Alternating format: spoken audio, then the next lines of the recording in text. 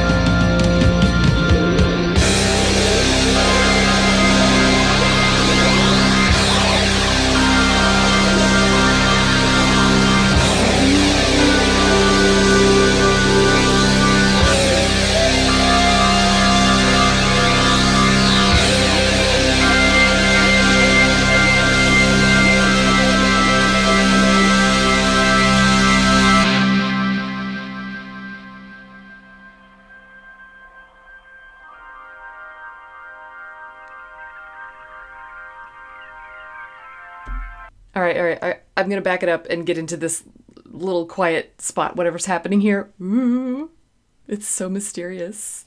Okay, very cool. It's like a little organ suite or a prelude. More jazz organ, but still an organ. So many neat sounds. Again, this is what I've sort of asked myself for the last 2 tracks, More Than Feeling and Peace of Mind. How do they fill the space within their soundscape? I think there's more empty space in this one than in the previous 2. The first one was a really good mix. The second one was super, super full, just really saturated. This one has more emptiness to it. So many cool things. The drum, awesome. There was a cool, like a bass line, really heavy plucked bass line, either that or it was a keyboard sound, but I think it was a bass. Awesome. The chord progressions were more traditional. Again, it did remind me of kind of like a Bach fugue or prelude for keyboard, pianoforte, or organ. There was one spot where it's a musical term called a Picardy third, basically where it's minor and then it goes major. But then it went back to minor again, but it was a cool one. I'll go back and highlight it. And then we quieted down. Okay. Wow. All right, we're going to keep going. Back it up just a little bit, and then on we go. Here's the spot where it quiets down.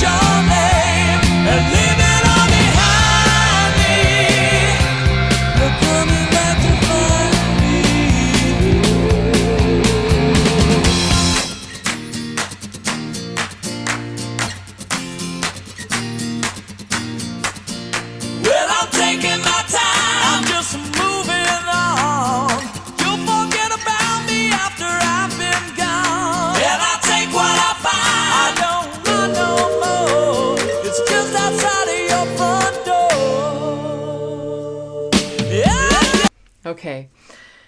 Well, first of all, I completely, once again, didn't realize that there were no lyrics in the first section. So, and I heard them talking about when the words came in about long time. So I'm assuming that the first part was foreplay and then this was long time. Still not sure what it's about. I guess I have some guesses, but it's not really making sense. I don't know. Okay. But how they fill the space here. So catchy, with more than one hook that they put in there. And the mastery on the guitar and the little flourishes in the choruses with the voice. And it just makes you want to clap your hands, stomp your feet. It's just, again, like an instant hit. But with this cool introduction, this little organ interlude at the beginning. So, okay, do I take a look at the lyrics first?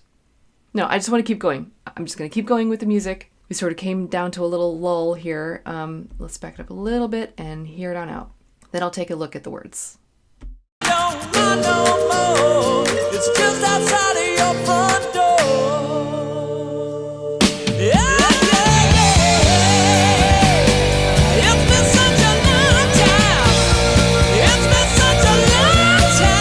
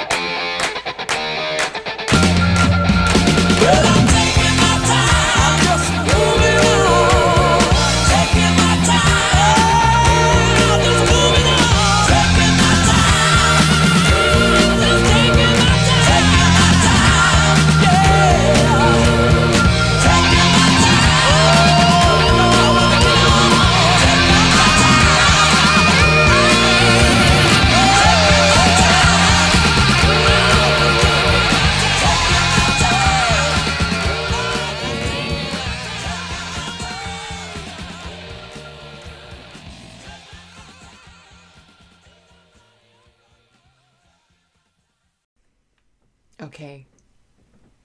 He's taken his time. Okay. I heard that a lot. But then did it say he's leaving? He's going somewhere?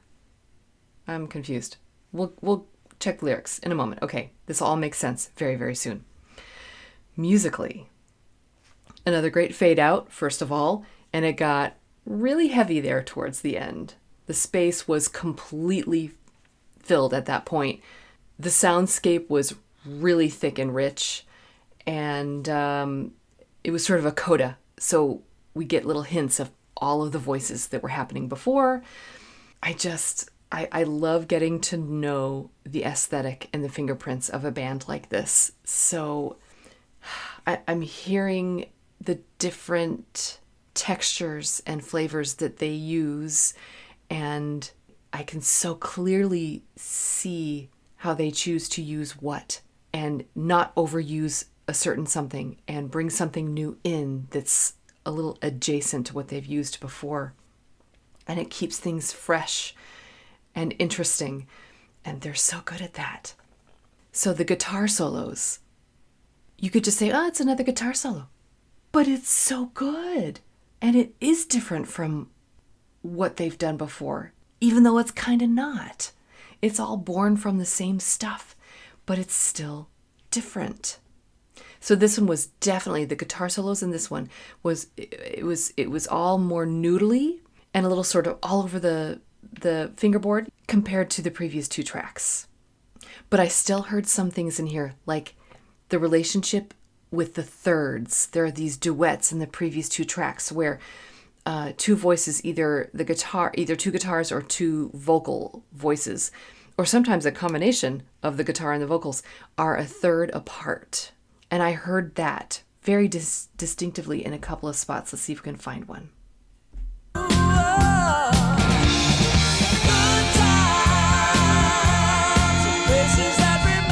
There it was both. The vocals and then the guitars doing it.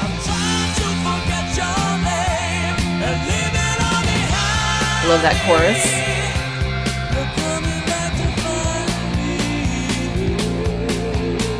I love that note. Goes up into the head voice. So much fun. Just makes you want to clap.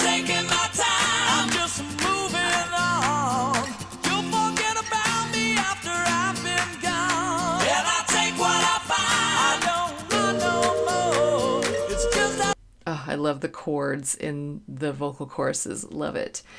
So I also like the use of the acoustic guitars. You heard that in the background there. And then bringing in the electric guitars for the big solos. I love how they disperse those voices. And so is this really just a couple of guys in the basement? Just like, or even one person who did this?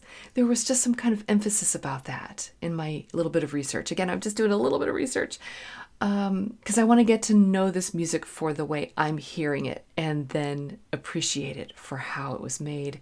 Oh, but it's really, really good. All right, I'm going to check out the lyrics. It's time. Okay, yes, the foreplay was instrumental. And we'll revisit that in just a moment too. Okay, long time. It's been such a long time. I think I should be going. And time doesn't wait for me. It keeps on rolling. See, I heard this like sail on a distant highway. Chasing a dream. Gotta be on my way. So he's leaving? It's been a long time? Okay, I'm taking my time. I'm just moving along. You'll forget about me after I've been gone. It's just outside of your front door. So he wants to leave? I get so lonely when I'm without you. I'm trying to forget your name. I'm trying to leave it all behind. But you coming back to find me. Okay, so am I reading other things into this or am I missing something? I'm just guessing that there are overtones of like a one-night stand kind of thing. Just because there's the foreplay part and then, you know, I'm sort of looking for that. I don't know if I'm seeing it. I might be in the lyrics. It doesn't seem that it is as nostalgic as More Than a Feeling. That was like someone who, you know, really feels a lot for a certain person. This one seems a little bit more surfacey, like a quick relationship, a quick involvement, which would then stand up to what I think I'm seeing here, like one night stand kind of thing. But I could be totally wrong.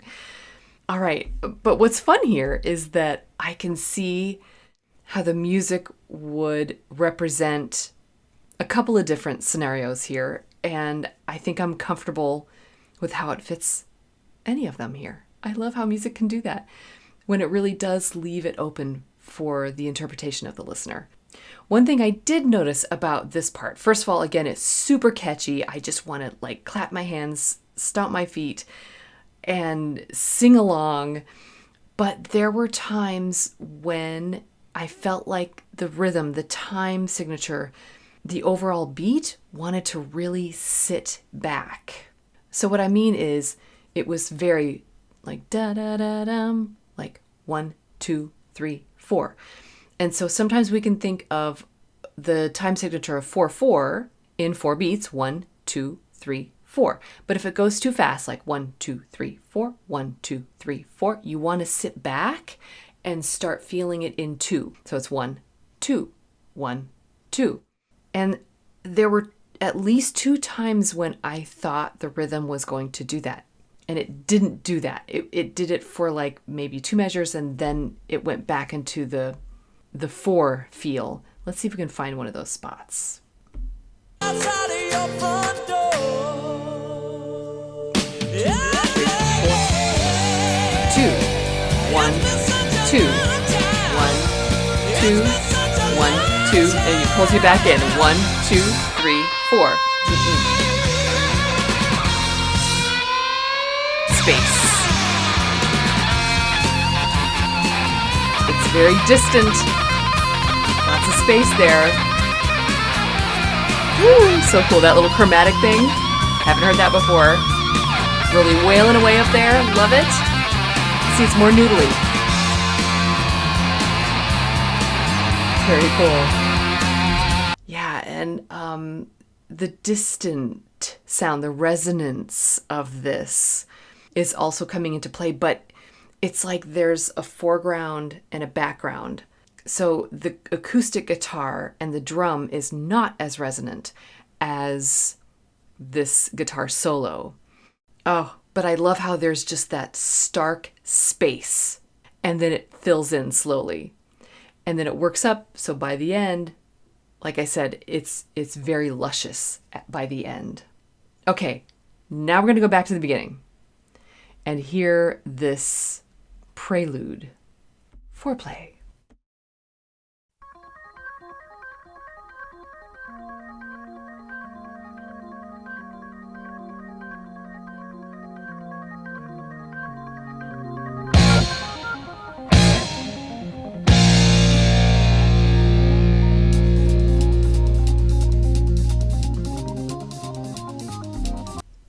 So neat. Yeah, this gives you the chills. It starts out very much like a fugue. It really does.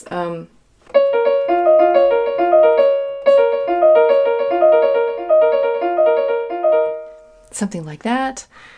It sort of is swirly and unpredictable, but at the same time, it has a solid foundation. So I heard. And then something like that. So we have, I guess, B flat minor that we're in, and then boom. It almost scared me. Took me by surprise. So you think it's going to be something more delicate? Nope. Jump scare. Okay, let's keep going. Drum in there.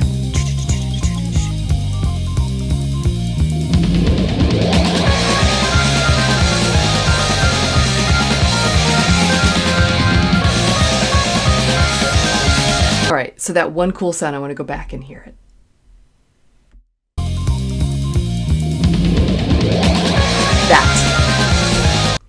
That like that. So I don't know if that was a guitar sound or a keyboard sound. I don't care because it was very, very cool. I've been hearing those sounds in the previous two tracks. I do recognize some of the guitar sounds. It's basically like you take your fingernails and go up and down the strings. So with the violin, for instance, the lower three strings are wound. They're a little bit thicker, but the highest one is not wound. But because of that, when you take your fingernail, for instance, you can feel, it sounds like a zipper, but the E string doesn't do that. It's smooth. So I can see how that might be executed just using the strings on the guitar. But how they do that is so cool. They really add all the resonance to it, and they put it in the different, left and right sounds, and it's just part of the magic of what they do. It's very spacey. So I'm also catching on, there's a little bit of anticipation happening here. So we have some goosebumps and tingles, and then we have anticipation, okay, foreplay, we get it. And it's actually pretty straightforward here, if that's really where we're headed with this, if that's the meaning behind it. But then we have this structure beneath it that is drawn from traditional classical music. Let's keep going.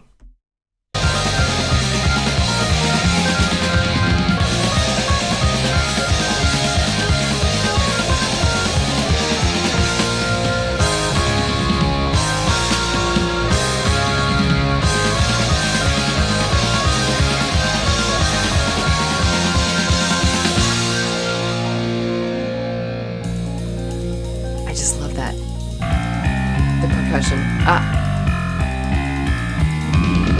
Is that the bass? The bass guitar, or is it the keyboard?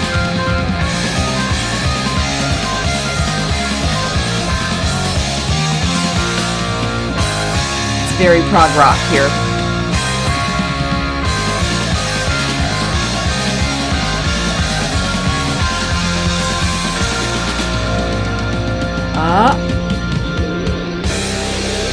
Okay, and that was our Picardy third. So we were here, and then we all of a sudden heard the D natural. I don't know if you heard it. Let's go back and hear that again. B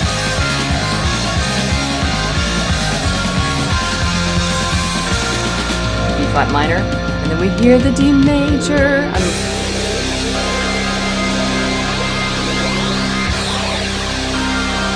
Okay, so cool. And then it goes into the new key. What a great way to modulate in there. It's a little unexpected, but also it's comfortable. And where are we headed? Actually, I want to keep going again. And let's just review. Where did we go?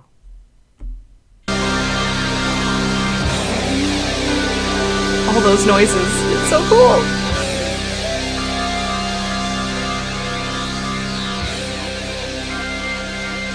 The pedal tone. And that nice little suspension up there. Classic. Space. The final frontier.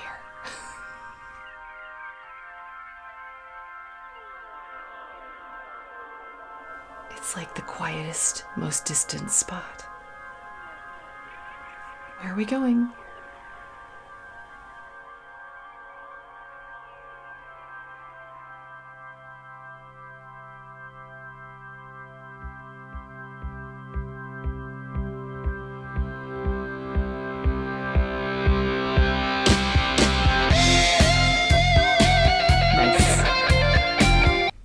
And now we're back into the catchy zone here. So, they're so good at writing the catchphrases and the hooks. So good. So I don't know if these are separated. So if this was released like for radio play, I don't think they'd be able to play like almost 8 minutes of music. So maybe it was just where Long Time starts, which is too bad because the foreplay part is really cool.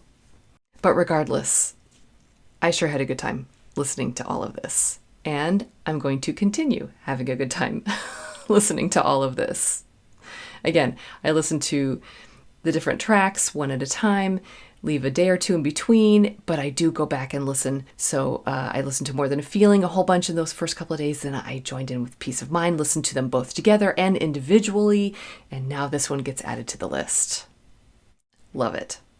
Okay, so that was track number 3 from Boston by Boston, Foreplay, Long Time.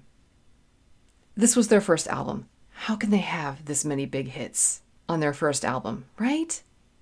Because I believe all 3 of these first 3 tracks on this album were released, but again, I'm confused how this one was. It must have just been the Long Time section of it, or just there was an abridged version, which just means basically edited, cut down a little bit.